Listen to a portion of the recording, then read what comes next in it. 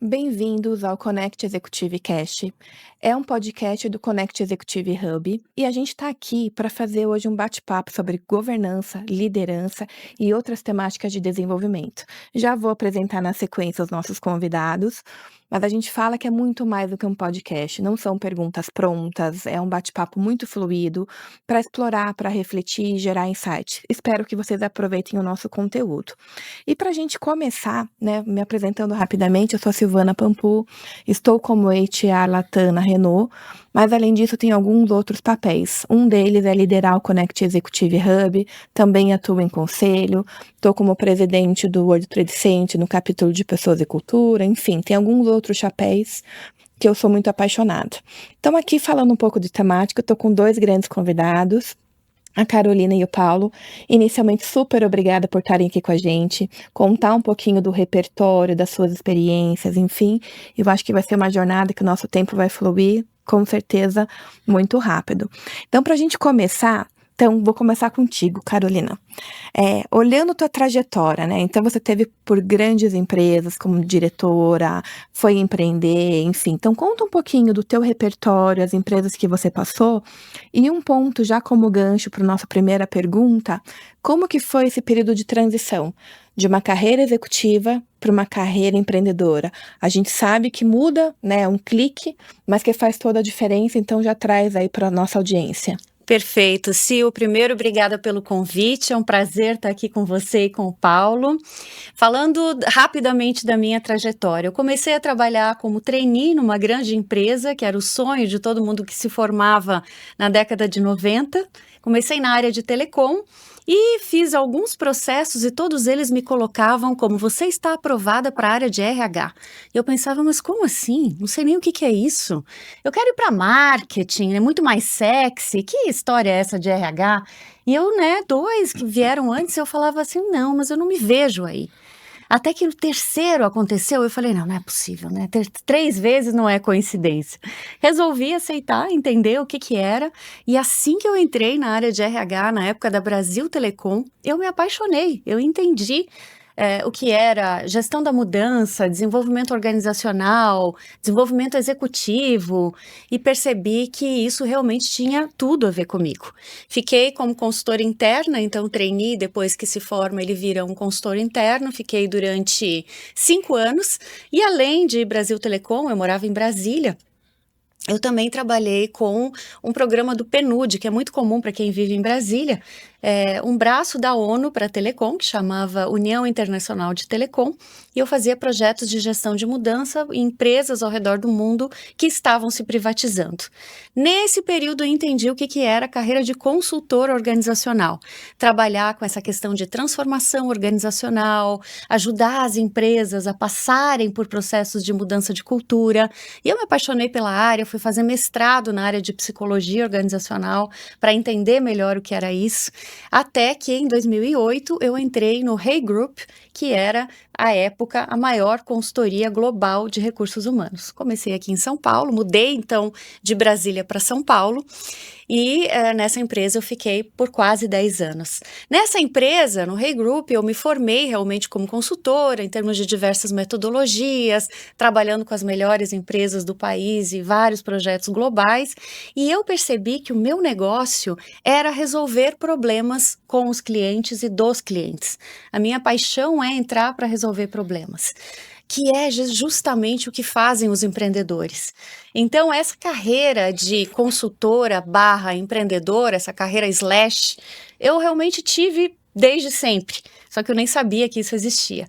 Mas quando eu comecei a entender o que era ser uma consultora, o que era ser uma diretora de negócios, eu tinha também 3 papéis diferentes dentro da consultoria.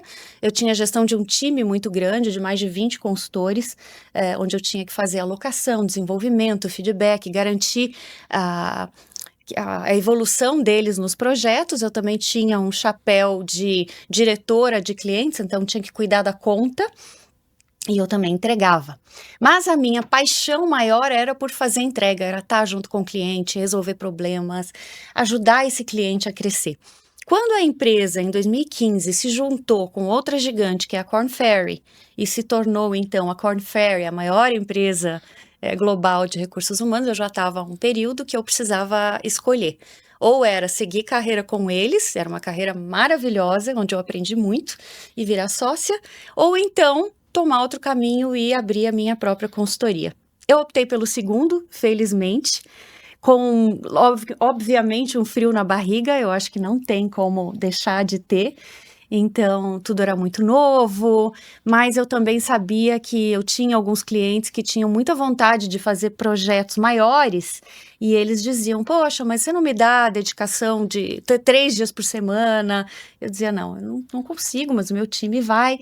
Então, eu consegui, nessa carreira, nessa transição, Sil, poder dedicar mais a poucos clientes. Então, em vez de ter 10 projetos rodando ao mesmo tempo, eu tinha 3, por exemplo, e eu ficava 2, 3 dias alocados, dependendo do tempo em cada cliente.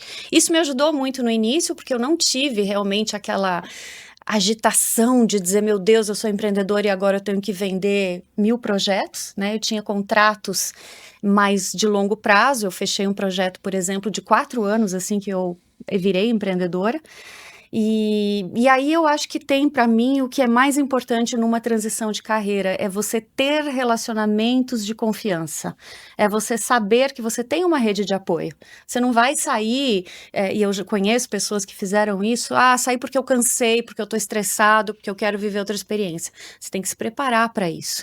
Então, como eu fiz essa preparação e essa construção dessa rede, foi uma transição suave. Hoje ela já tem 10 anos e eu continuo fazendo o que eu mais amo, que é ajudar clientes a resolver problemas e a transformar culturas. Você já trouxe na tua fala algumas coisas aqui do nosso bate-papo. Também acredito muito na questão de confiança, são os vínculos, são as conexões que você leva para a vida, indiferente do .com.br. Então a gente já vai, né, voltar aí nesse tema. E aí, falando de você, Paulo, então assim, uma trajetória por grandes empresas, você já vai estar falando um pouquinho delas, mas Ambev, Renner, Conselheiro da Malve, enfim, cadeiras, né, executivas, de conselheiro e agora empreendendo. São papéis totalmente diferentes, são pontos e guinadas diferentes, né, para aportar e tomada de decisão. Então traz um pouquinho aqui para os nossos ouvintes. Quem é você hoje? O que você aprendeu nessa amplitude de experiência? E quando principalmente a gente fala de decisões à mesa, o que muda de um papel para outro? Bem, primeiramente, obrigado, né? Estou muito honrado aqui com o convite. Obrigado, Carol, também. É um prazer estar aqui com vocês hoje. Eu acho que se eu dissesse para você que eu planejei, não ia estar sendo verdadeiro, porque eu acredito muito nessa dinâmica da vida, né? De você ter amor à vida e começar a gostar do que você faz. E uma coisa leva a outra. Se alguém...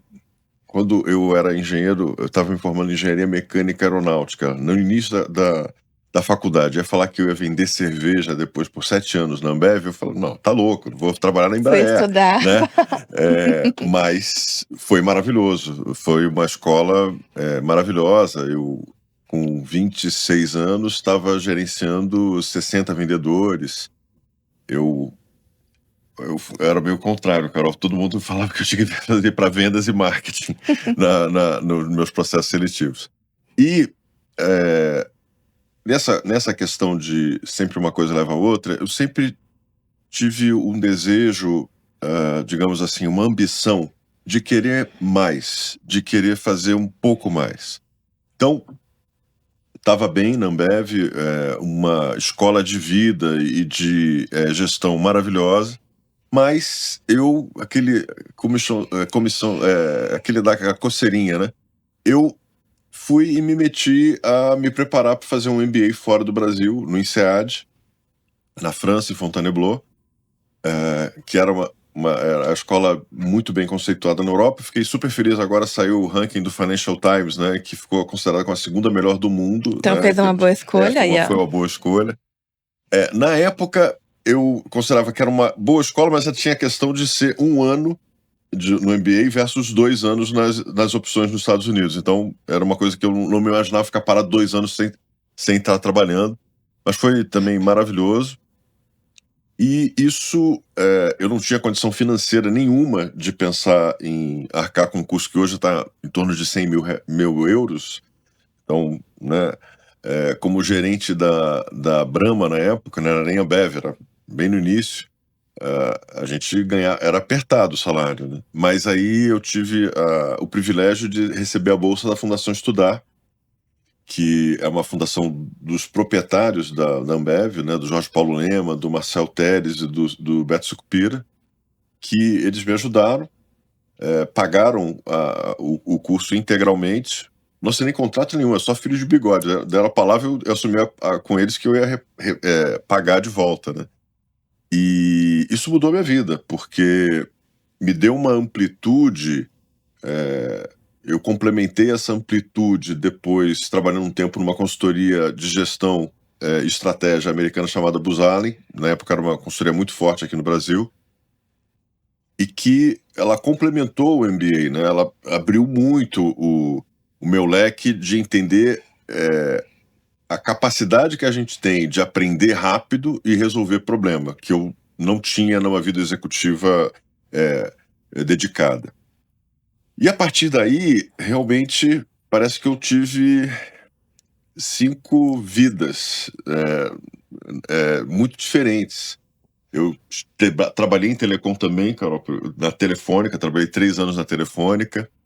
Trabalhei em setor de energia, na distribuição de GLP, na Ultragás, tanto na parte ao consumidor final via revendedor, e aí tinha todo o conhecimento que eu tinha na Ambev, né, de lidar com o revendedor, como na parte de fornecimento de energia para grandes instalações industriais, como fornecimento de energia propriamente dito. E já era uma operação grande, né? Tinham 1.500 pessoas na época. Na minha região, peguei primeiro a região sul, depois assumi a região sudeste. E daí, o grande salto que aconteceu na minha carreira foi assumir a direção de operações da Renner. E na Renner foi um período muito feliz na minha vida.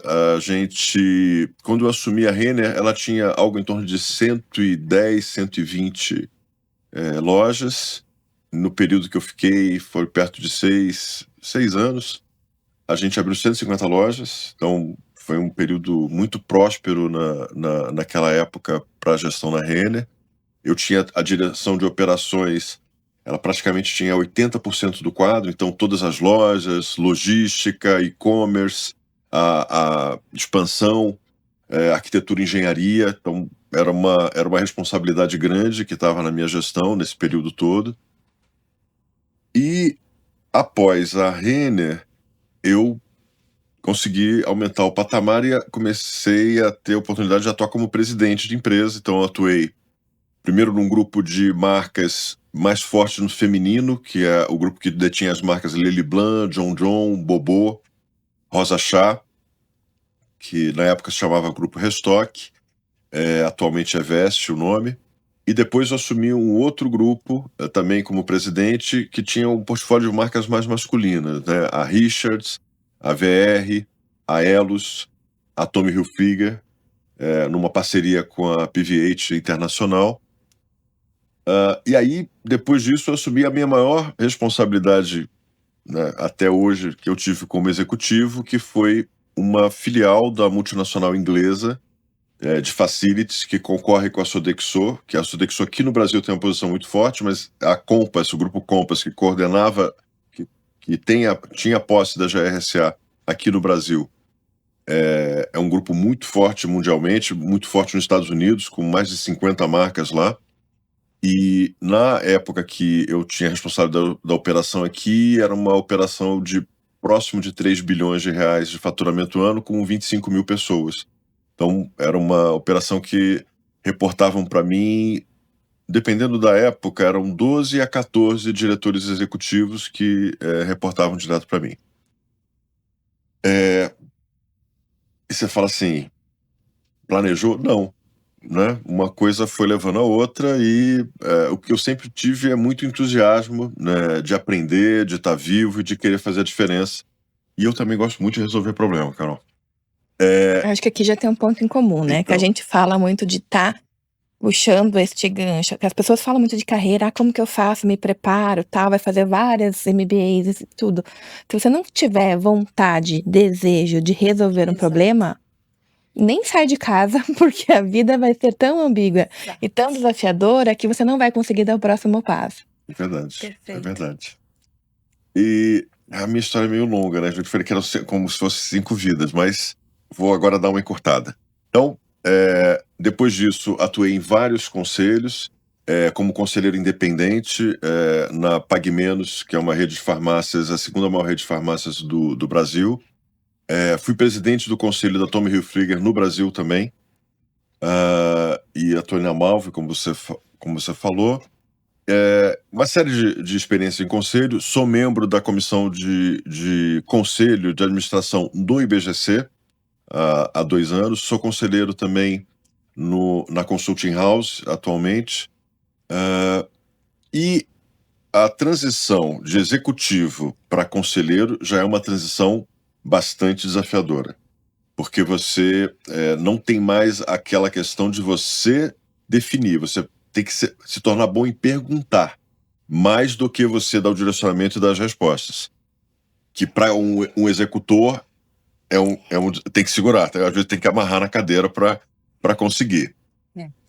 E depois, nos últimos 2, 3 anos, né, aí eu fiz uma transição mais desafiadora, na minha visão, que é a de empreender no Brasil. Entrei pro hall de heróis, né? Pra empreender no Brasil tem que ser herói. E aí, mas eu sempre fui muito estudioso, e aí eu me preparei um pouco mais para fazer essa transição. Porque aí tem uma mudança de mentalidade muito grande. E um dos gurus que me ajudou nessa mudança de mentalidade se chama Michael Gerber. Ele é um americano e que estudou por que é tão comum nos Estados Unidos mais de 60%, 70% das empresas quebrarem em 5 anos. E tem uma questão que o pessoal pensa, não, é nicho de mercado. Não. Tem muito a ver com a mentalidade do dono. Porque a subida típica para você ser empreendedor, o pessoal pensa, não, é um empreendedor, é uma pessoa com visão visionária. Não. O típico, e eu me considero esse caso também, é de um operador, de uma pessoa que tem conhecimento técnico em alguma área, e essa pessoa vai, por exemplo, no livro ele fala da Susan, que era uma moça que adorava fazer torta. Por ela gostar de fazer torta, ela achava que ela podia abrir um negócio de fazer torta. Porque ela brigou com o chefe e tal, não, agora vou ser independente, vou começar a fazer uma coisa que eu gosto desde criança, que a minha avó ensinou, que maravilha. 6 meses depois, ela tá no inferno. Porque a última coisa que ela faz é fazer torta. Ela tem que falar com o cliente, ela tem que ver o contas a pagar, o planejamento financeiro. Gente, ela tá tomando tiros de quanto é lado. Por quê? Ela vai só com a mentalidade do operador, do técnico. E isso é totalmente diferente do papel que você vai ter que assumir como empreendedor. No papel de empreendedor, você tem que ter 3 chapéus equilibrados. Você tem que ter o técnico, sim, porque você tem que fazer uma boa entrega. Mas você tem que ter o papel de gestor, que é quem acompanha os indicadores, vê se a coisa está dando resultado ou não, acompanha a equipe, cobra a equipe, sem ter aquela prisão de ter que ser sempre o bonzinho, gente boa. Você tem a responsabilidade de que o negócio fique de pé, e você tem que ter a mentalidade do empreendedor, que não é nenhuma dessas duas. É o cara visionário que fala assim, cara, vou abrir 7 Vox. Como investidor, você tá louco? Não, mas eu vou porque eu acredito que eu vou conseguir dar um retorno melhor e tal. Prova a cabeça do investidor. Prova que você vai dar retorno e tal. Então, você tem que juntar e conciliar essas 3 coisas para que você possa exercer bem o papel de dono de empresa. Se não, é o seguinte, consegue um emprego para fazer a torta e ficar feliz fazendo torta. Consegue um bom emprego de fazedor de torta. Não vai se meter em ter negócio, porque senão você não vai ficar feliz. E, o pior de tudo, você não vai ficar feliz e você vai estar se submetendo a um lunático no comando, você mesmo. Porque o cara, entendeu? Você não se preparou para chegar nisso. Então, é uma mudança. Essa mudança eu me preparei. Eu, né, já tinha isso claro e sabia onde é que eu estava pisando. Eu já vou querer saber mais. E por que que eu vou querer saber mais? Ali no Connect a gente fala muito de ter uma carreira portfólio. Então a grande maioria tá neste papel que você falou de estar em uma grande empresa como executiva e tudo mais. Mas se a gente para pensar, quando você fala de 5 vidas, eu também acredito. A gente vai viver muito, e cada vez mais a gente precisa estar agregando. E aí não só por finanças, porque a pessoa pode se preparar financeiramente, mas é para estar se sentindo vivo, agregando, ou giving back e tudo mais.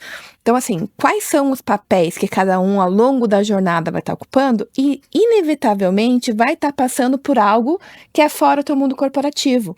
Porque é difícil hoje em dia, quando a gente fala de etarismo e tudo mais, você imaginar uma pessoa com 60 e pouco, 70, super sentada numa cadeira executiva. Mas, ao contrário, você vai ver diversos outros atuando em conselho, atuando, empreendendo e atuando em outros papéis. Então, a gente vai voltar um pouquinho nisso. Acho que uma das coisas que você falou também, em ambos, né, é a questão de se preparar, né? Então, tem um preparo prévio, e aí alguns trazem para uma consciência e outros você fala, putz, a vida te leva. Então, acho que tem algumas partes que você consegue se preparar. Ah, vou fazer uma formação, quero empreender, vou estudar um pouco mais. E tem coisas que as oportunidades vão surgindo e tem aquele ditado que o medo não pode te paralisar. Aí você vai e se joga na experiência. Acho que tem um limite aí que a gente vai vivendo nas experiências. E, Carol, pegando aí os teus cases, né? A gente fala muito de liderança e tem um misto, eu acho que até pegando o gancho do que o próprio Paulo falou, o que é core realmente numa liderança, quando a gente tá falando de novas narrativas, que um líder ele tá ocupando hoje não só o papel de ficar quietinho operando, mas ele é um porta-voz da companhia, a gente tá falando dele transitar no ecossistema. Cada vez mais a gente flui com resultados e cria sinergias e parcerias a partir de conexões. Então, assim, o que você percebe quando você está aí com os teus clientes? Eu vou trazer uma perspectiva de quem realmente trabalha desenvolvimento humano, trabalha mentoria executiva e muito correlacionada com essa descrição que o Paulo fez de carreira e desses teus estudos sobre empreendedorismo. Para a gente ter uma carreira portfólio, fundamental, gente, é ter autoconhecimento, é entender como você funciona, quais são os teus pontos fortes, onde que você está no seu máximo potencial, porque aí sim você vai poder explorar a tua posição atual e pensar em outras que te deixariam feliz e realizado até o momento que você quiser e precisar, ou um dos dois, trabalhar. Como é que eu descobri isso, gente? Falando de autoconhecimento. Quando a gente olha para o perfil do empreendedor, tem um dos primeiros estudos que vem muito em linha com o que você fala, Paulo, que é do David McClellan, que na época era o diretor de psicologia de Harvard, que ele criou um estudo profundo para entender por que alguns empreendedores davam certo, sobreviviam, conseguiam ser, inclusive, seriais, e outros não davam certo na carreira empreendedora. E ele descobriu um estudo muito profundo de motivações humanas. Isso vem muito antes de você ter uma habilidade. É o que te move, sabe aquela coisa de o que carrega a sua bateria? Quando você está exausto e você precisa se reenergizar, que tipo de situação te coloca com energia de novo? Então, a gente tem 3 motivos principais, eu vou explicar rapidamente aqui para a gente poder continuar a conversa. O primeiro deles é a realização. As pessoas que são motivadas por realização, eu acho que nós 3 aqui temos isso forte, são pessoas que gostam de resolver problemas. Então, essa pessoa, desde a infância, ela tem aquela vontade de superar targets, ela se coloca metas pessoais, muitas vezes ela quer inovar, ela quer fazer coisas que nunca foram feitas antes, e ela é inventiva, ela gosta de chegar na frente, no sentido de estar sempre propondo uma solução. Essa pessoa trabalha bem sozinha, se ela precisar, e ela tem uma resiliência muito grande em momentos de crise, que o empreendedor precisa no dia a dia. E ele consegue fazer o que precisar fazer. Então, o empreendedor nato, ele não é aquele que fica escolhendo o trabalho. Ai, mas isso é muito operacional. Ai, mas eu sou estratégico. Não, amigo, arregaça as manguinhas, faz o que precisa fazer. Você precisa pôr esse negócio para rodar. Esse é o empreendedor raiz, porque ele é movido por realizar. Existe um outro perfil que aí sim dá muito certo no mundo corporativo, como líder de grandes empresas, que tem como sua grande motivação influência, ou em inglês power, poder. Onde que essa pessoa brilha? Essa pessoa brilha no palco. Essa pessoa brilha distribuindo tarefas, delegando, coordenando. Ela não gosta de pôr a mão na massa, vamos ser sinceros. Ela gosta de mandar fazer. Então é aquele perfil mais diretivo. É o perfil de influência, ele gosta de estar nas melhores mesas. Geralmente o conselheiro, o líder de grandes empresas se dá muito bem nesse papel, porque ele tem uma visão de longo prazo, ele é muito bom de relacionamentos e de articulações e ele tem equipe operacional. Ele não vai fazer, esqueça, mas ele adora mandar. E ele faz isso, normalmente, quando ele é bem sucedido, ele faz isso bem. Então, o perfil de influência é esse. Visão do todo, deixa eu ficar aqui na boa, você faz isso, você faz aquilo, e eu tô ali coordenando. Essa pessoa senta nas maiores mesas, se prepara para isso. E tem um terceiro perfil de motivação, que é aquele que tem como maior necessidade a afiliação, que é desenvolver relacionamentos harmônicos. Essas pessoas, elas são cuidadoras, elas gostam de ver todo mundo bem. Elas querem fazer contatos, aproximar, facilitar grupos. Elas são pessoas, conselheiros muito habilidosos, mas o papel dessas pessoas é muito mais criar harmonia. Tá? Essas pessoas são ótimos gestores de relacionamentos e geralmente quando eu tenho essa habilidade média, eu consigo trazer isso tanto no mundo empreendedor como a maneira como eu crio relações de confiança, quanto no mundo executivo, mesma coisa, habilidade de relacionamento. Agora, isso é muito comum também e talvez alguns aqui que estão nos ouvindo se identifiquem. Se você tiver a sua afiliação mais alta do que o seu poder ou a sua realização, desculpa, mas você vai ter dificuldade em qualquer coisa que você for fazer nesse mundo do trabalho. Por quê? Porque você vai ser aquele gestor paternalista, eu gosto de alguns, então eu trato melhor, aqueles que eu não gosto, nem tentem, vocês não vão crescer, né? Eu tenho as minhas preferências, eu levo as coisas para o lado pessoal, eu não sei fazer meritocracia, porque para mim, aqueles que eu gosto eu trato de uma maneira, e os que eu não gosto eu trato de outra. Então essa filiação, ela costuma descalibrar a forma como eu reajo no mundo corporativo. E a gente tem que trazer isso para um nível que seja saudável, que seja maduro. Assim como o poder, se a pessoa for só mandona, ela vai ter o que a gente chama de poder pessoal, é o poder para ela. Então, sabe aquele líder que quando ele entra, ele é o forte, todo mundo se sente pequeno? Esse líder, ele não faz os outros crescerem. E esse líder tem um risco, normalmente, quando ele está associado ao mundo corporativo, que quando ele perde o .com.br, o tamanho da sala, o tamanho da mesa, o tamanho da tinta da caneta, né? Exato. Ele vai sentir o baque. Sil, exatamente. Porque aí ele vai falar assim, quem sou eu, né? Sem atrás do crachá. Uhum.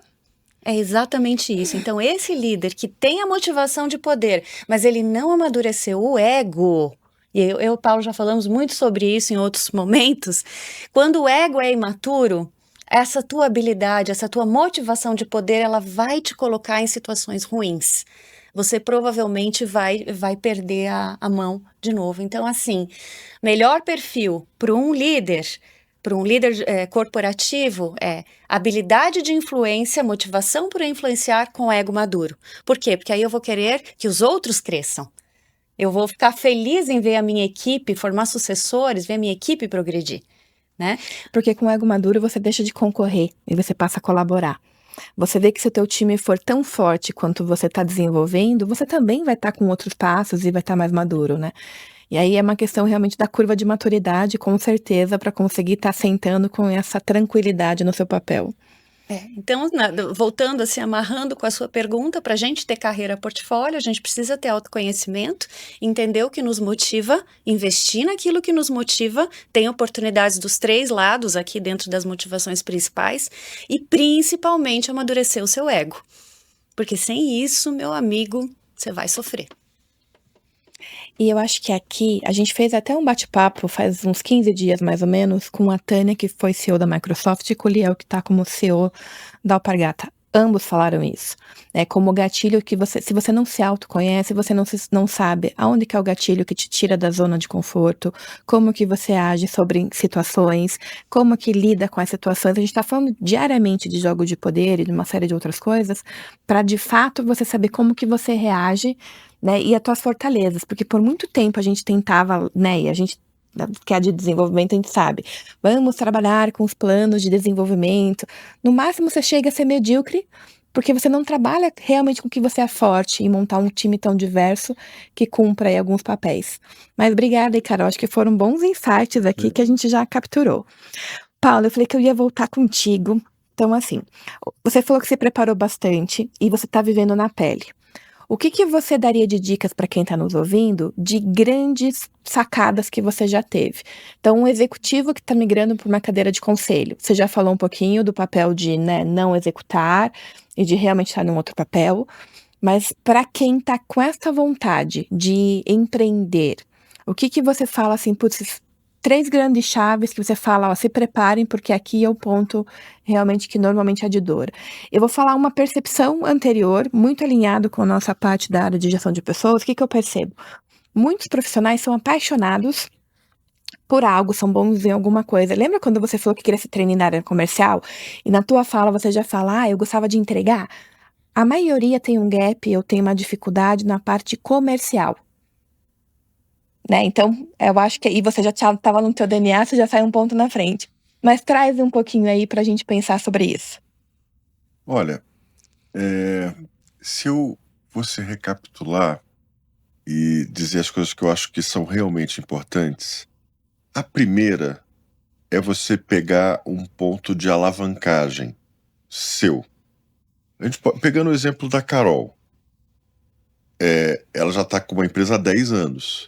Mas se a gente observar, ela pegou um ponto em que ela era muito boa e ela teve a felicidade de ser tão boa que já conseguiu abrir um contrato de 4 anos. Então, a chance dela dar certo é muito maior. Então, tipo assim, você sempre trabalhou com controle da qualidade. E aí você vai abrir um negócio que depende muito de vendas e marketing. Cara, o que você vai fazer de diferente? O que você tem para agregar? Então, procurar pontos de alavancagem em cima das tuas virtudes, eu acho que é uma autoanálise essencial. Porque senão você vai dar tiro para tudo quanto é lado e provavelmente você vai se tornar medíocre. E no Brasil, infelizmente, não dá para ser. Porque com taxa de juros CDI a 15% ao ano, não tem como. Não amigo, tem milagre. você tem que dar projeto que você tem que dar retorno de 30%, que senão você está devendo. Então, você tem que ter uma alavanca, você tem que se focar numa coisa que você possa fazer a diferença. E aí, o que a gente falou antes do autoconhecimento é fundamental. Porque o que a Carol falou é muito importante você ter as questões de o que te motiva. Porque você vai tomar paulada de tudo quanto é lado. É muito duro. É muito duro ser empreendedor no Brasil. E você vai ter que. Só que é o seguinte: é você e o espelho, mais ninguém. Porque se você passa isso para quem tá contigo, você pode botar em risco a pessoa. Até uma pessoa não tem a estrutura para lidar com o que você já está acostumado de insegurança. Então, você tem que ver uma coisa que você faça bem e que te motiva, que você vai ficar feliz. Muitas vezes eu tomo bronca da minha esposa porque às vezes eu tô ligando domingo para as pessoas e ela fala: como é que você tá ligando domingo pra pessoa no trabalho? Eu falo, pra mim não é trabalho, eu amo o que eu tô fazendo, eu nem percebi que eu tava. E eu não faço por mal mesmo. E aí agora eu tô travando, não tô ligando pra ninguém no domingo, né? Nem altas horas da noite, às vezes, sabe? Às vezes eu mandava mensagem pra ela às 11. Mas, então, eu literalmente eu não percebo que é trabalho. Eu adoro o que eu tô fazendo. Então, pra mim, sem isso, nem começa. Nem começa. Vai, puta, se aposenta, se ajusta os custos vai morar lá no litoral norte, numa casinha de praia bacana e manda bala. A segunda coisa que eu vejo é, para você se aventurar em ser empreendedor, o que eu vejo muito frequente é a pessoa, ela não tem conhecimento em vendas e marketing, E esse é um conhecimento fundamental, e ela não tem outro conhecimento fundamental que é o mínimo e o básico de finanças. Então vamos falar primeiro, para mim, vendas e marketing, porque sem vendas você não tem negócio.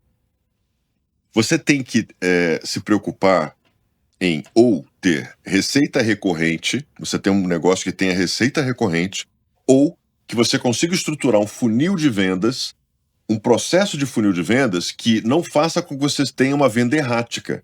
De uma hora está bem, no mês seguinte está ruim, e você não sabe por que está bem ou está ruim. Então, essa questão da estruturação de funis de venda e vários tipos de funis de venda, ou um negócio que tenha inerentemente nele receita recorrente, é fundamental. Porque senão, você vai ter que matar literalmente um leão todo mês. O pessoal tá até brincando, né, que eu não vou falar nada de política, né, mas que no Brasil agora o problema não tá sendo mais matar um leão por mês ou por dia. O problema é que o que tá difícil é desviar das antas, né? Isso que tá ficando mais complicado. Mas fora a brincadeira, tem que se preparar porque não é brincadeira, é muito sério. E a outra parte, que é como se fosse uma formação básica em finanças, porque tem alguns temas de finanças que, infelizmente, você não pode deixar de saber como dono de empresa. Vou citar um, que é ponto cego que eu percebo para muita gente. A necessidade de capital de giro. Por exemplo, na Vox. A Vox, a gente tem um curso que ele tem um preço alto. E no Brasil, para a pessoa conseguir arcar com um curso que é um preço mais alto, 90% das pessoas têm que parcelar para que consiga fechar dentro das suas contas do mês.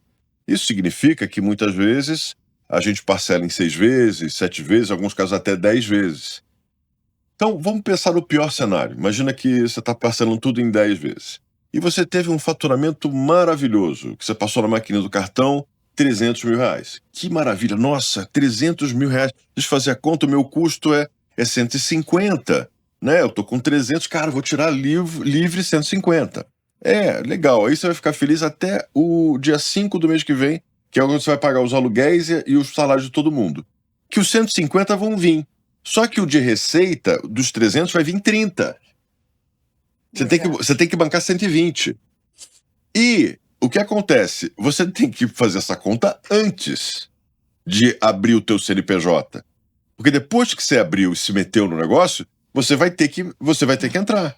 Se você não tem a reserva para você passar pelo vale e sobreviver depois, você vai começar achando que está tudo bem. Você vai começar a descontar recebível. Aí os recebíveis que vai descontar são os recebíveis de curto prazo. Vai vir uma taxinha de 2%, 3%. Tá, no mês seguinte você tem que descontar os recebíveis de 4, 6 meses. Aí vai vir uma taxinha de 7%. Daqui a pouco você tem, além do governo, você vai ter mais um sócio, que é o banco te cobrando 15%. E aí você fala, puta, mas eu não... E aí daqui a pouco não dá, você tem que pegar a dívida. E aí a gente tem a história no Brasil, o que acontece com 90% das empresas. Então, essa literatura financeira básica, eu acho que não deve ser subestimada. É uma preparação que eu vejo como sendo muito importante. Não, e aqui eu concordo contigo e, de novo, a gente tá falando de ampliar repertório, né? Acho que na tua frase, na tua carreira, foi muito bacana que você traz vários elementos, vários negócios diferentes, o que a gente sabe que não é uma prática normal. Normalmente você entra num segmento, segue uma carreira, assim como você entra numa área, começo com finanças, eu vou terminar lá na ponta se for super bem sucedido, um CFO ou algo do gênero. Então, assim, você transitar de segmentos e áreas e tudo mais, não é uma prática tão comum. E aí, se cercar de pessoas que te tragam um outro repertório, que é chave. E aí, a minha pergunta para vocês dois, até porque a gente está finalizando aqui, é como que vocês têm dedicado tempo? Por quê? Porque no mundo que a gente está hoje, empreender tem os seus desafios.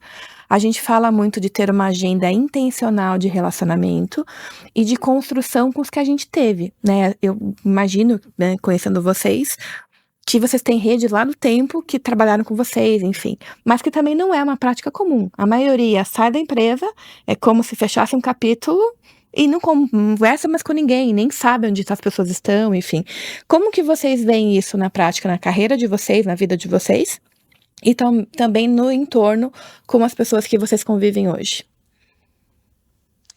Começo? Por favor. Vamos lá, eu concordo com você que isso não é a prática da maioria, a gente acaba perdendo um pouco de vista, mas essa construção de relacionamentos, ela deve ser feita com disciplina.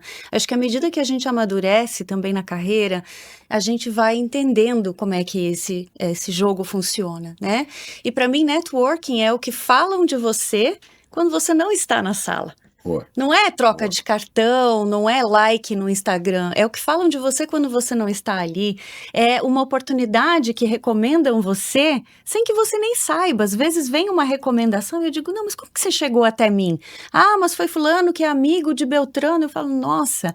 Então, assim, é a reputação que você cria por meio de pequenas coisas que você faz. E tudo conta. Né? Não é só quando você está aqui, a gente está sendo filmado, a gente está, digamos assim, de alguma forma se preparando, né? Mas todo dia a gente tem oportunidades de deixar uma boa impressão, de construir a nossa reputação. Ou também de destruir a nossa reputação. Então, eu acho que esse é o cuidado que a gente tem que ter nos nossos relacionamentos, de como é que, de fazê-los com integridade, de fazê-los pensando que você sempre vai, essa conta ela vai chegar, seja ela para mais positiva ou também para menos. Então, tenha integridade na forma como você age com as pessoas, e isso vai voltar para você. Outra coisa, quando a gente constrói relacionamento, não é aquela coisa de ficar fazendo controle, né? Ah, mas eu te dei uma coisa, então você me deve uma. Não.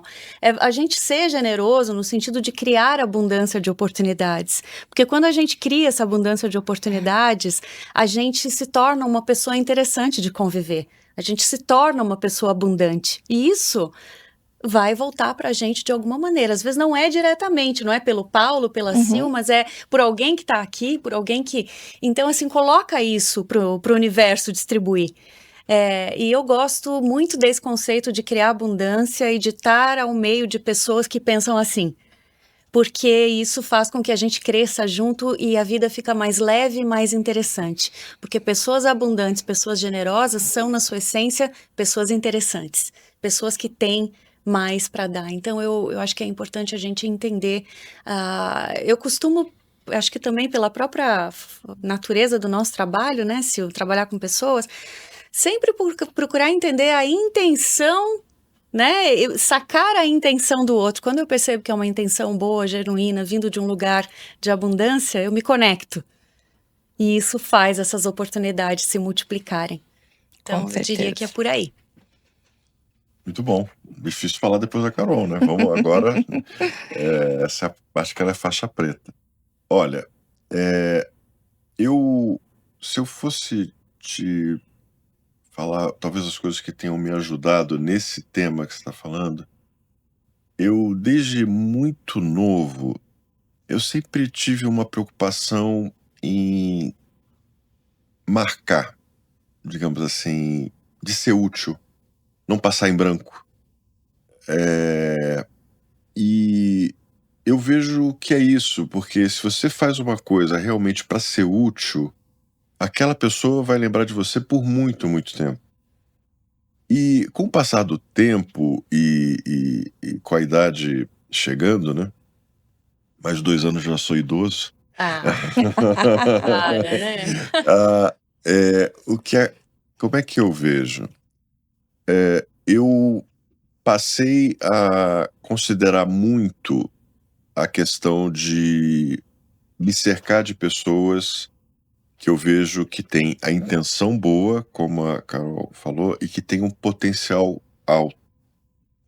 Com a maturidade, eu tô conseguindo trabalhar um pouco melhor o meu ego, de tentar cada vez mais...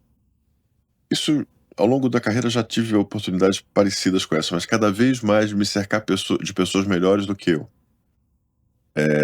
Isso é uma coisa que eu vejo que a gente não sabe quanto tempo a gente tem pela frente. E é uma dádiva, é uma coisa muito boa você ter oportunidade de estar com alguém melhor que você. Porque você tem muita coisa que você pode aprender. E quando você está se preocupando em ser útil, também você pode ser útil para essa pessoa. E a outra coisa que também eu vejo como sendo importante é você se cercar de pessoas que têm perfil comportamental, estrutura emocional diferente da tua. Porque a gente tem uma tendência de querer ficar com alguém que é parecido. Só que quem é parecido, ele provavelmente vai te dar um ângulo quando surgir um desafio parecido com o teu. Quando você tem alguém complementar, ele vai conseguir te trazer uma coisa que você não vê, é ponto cego teu. Então, essa questão de você estar procurando pessoas com alta capacidade, alto potencial, e ao mesmo tempo tendo maturidade emocional para lidar com pessoas diferentes, eu acho que você pode chegar a realizações muito maiores do que na visão, olha, tem que ser do meu jeito, é aqui, sabe? Eu acho que tem uma parte bem legal que você consegue atingir. Aqui eu não sei se tem uma parte que é mito, verdade, já escrito, se é um estudo real ou não, mas todo mundo fala que a gente é a média das pessoas que a gente convive. Sendo estudo oficial ou não, é uma das minhas crenças também, Paulo. Eu acho que quando você tá numa mesa diversa, numa mesa que te desafia intelectualmente, que você começa a falar de um papo A, um papo B, aquilo te reenergiza. Porque você começa a falar assim, é tão fácil aprender com o outro, do que qualquer um que ficasse no seu sofá, lindo, maravilhoso, ligasse um YouTube e queresse discorrer ou ler um artigo ou algo do gênero. Então eu acho que aprender com o outro é muito fluido. Quando a gente fala de gerar relações genuínas, e aí, assim, de fato, ampliar repertório. Então, sentar com pessoas diferentes para, de fato, conseguir estar agregando valor. E, principalmente, eu acho que de uma maneira muito estruturada e intencional. Que a maioria, e vocês devem ter visto isso diariamente na jornada de vocês, a pessoa está trabalhando 20 e poucos anos numa organização, está encerrando um capítulo, daí vai lembrar que trabalhou contigo e vai falar, lembra de mim?